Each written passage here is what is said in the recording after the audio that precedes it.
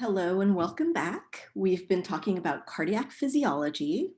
In this video, we are going to be talking about pacemaker cell action potentials. All right, so I just want to start by reminding you that pacemaker cells generate their own action potentials, okay? And that those action potentials are rhythmic, so they're kind of repeating, okay? If you take a look at this trace of the action potentials from autorhythmic cells, you can see that you can't really identify a resting membrane potential. We have an unstable an unstable membrane potential, okay? So what you have instead of a resting membrane potential, you have these action potentials, and then between the action potentials, you have this kind of slowly rising uh, membrane potential that's happening, okay? So in the next several slides, we're going to be taking a look at the events that underlie this electrical activity, okay? And then I just want to remind you that this firing rate dictates the heart rate. So we have these action potentials that happen in the pacemaker cells. Those action potentials are going to spread to the contractile cells and tell them to contract. So every time we have an action potential in a pacemaker cell, we're going to have a contraction in the heart, okay? All right, so let's take a look at the events that underlie the electrical activity in pacemaker cells. It's cyclical, so we're just going to arbitrarily choose a place to start. I'm going to start right here where it says number 1. This is where we are crossing the threshold for an action potential, okay? When we cross this threshold for an action potential, we are going to have the opening of voltage-gated calcium channels, okay? That's going to cause calcium to move into the cell, and that's going to depolarize the cell. Once we get up here, what happens is that those voltage-gated calcium channels start to close, and then we have our kind of slower opening voltage-gated potassium channels opening. Once we open our potassium channels and close our calcium channels, potassium is going to start to move out of the cell and cause that cell to repolarize, right? We're going to have a falling phase. All right. So that kind of covers this part of the electrical activity that we see in pacemaker cells.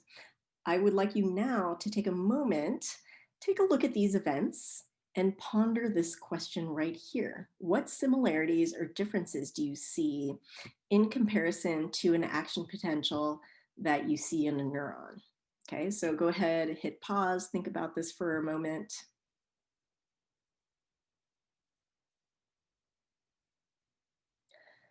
Okay, so hopefully upon examination of these events, you can see that they are actually very similar to the events that happen in a neuron action potential.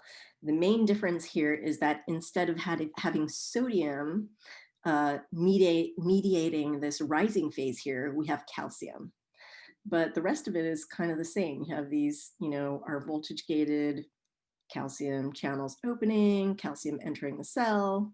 Those channels are gonna close, and we're gonna have potassium channels open, and potassium is gonna move out of the cell and hyperpolarize it, okay? Another difference, which you actually can't really see in this figure, is that the time scale is really different, okay? So in a neuron, an action potential is gonna take a millisecond, maybe a few milliseconds at most.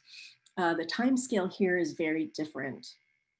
So you get an action potential in a pacemaker cell roughly once a minute, right? So, sorry, once a second, okay? Roughly once a second. So this whole cycle is about 1 second. Again, I want to remind you, whenever we get an action potential in the pacemaker cells, that's going to cause the heart to contract, right? So we know that the heart pumps, hopefully you know this just kind of from your regular life, that the heart pumps about 60 times a minute. If it's fast, it's like 100 or 120. So that makes this time scale about 1 second or half a second, which is much, much longer than like 1 millisecond. All right, moving on. So just to remind you, we have this hyperpolarization happening because potassium is moving out of the cell. When we get down here to about -60 millivolts, we have a very special event happen, okay, which is the opening of these special channels, okay? So we have these channels called IF channels. The F stands for funny, okay? And they are funny because they open when the cell is hyperpolarized. So they're voltage gated, but they open upon hyperpolarization instead of depolarization, okay? So they're gonna open. These cells are permeable to sodium and potassium. So once they open, we're gonna have sodium moving into the cell, some potassium moving out of the cell, but the movement of sodium is much greater than the movement of potassium for reasons that hopefully you understand from our previous portions of the class, right? The driving force for the sodium movement is much greater when we're at this potential, okay? So what happens next after we open these IF channels is we get the inward movement of sodium ions. That sodium is going to depolarize the cell. And then what happens is as we depolarize, that's going to cause the IF channels to close because remember that they are only open at these hyperpolarized potentials. So those will close. And then we have a set of calcium channels that are going to open and continue this depolarization, right? So we're going to open calcium channels. Calcium is going to move in to depolarize the cell. I want to point out that these calcium channels here are not the same as these calcium channels that opened over here. Okay, so the calcium channels at number 7 are a different type of calcium channel.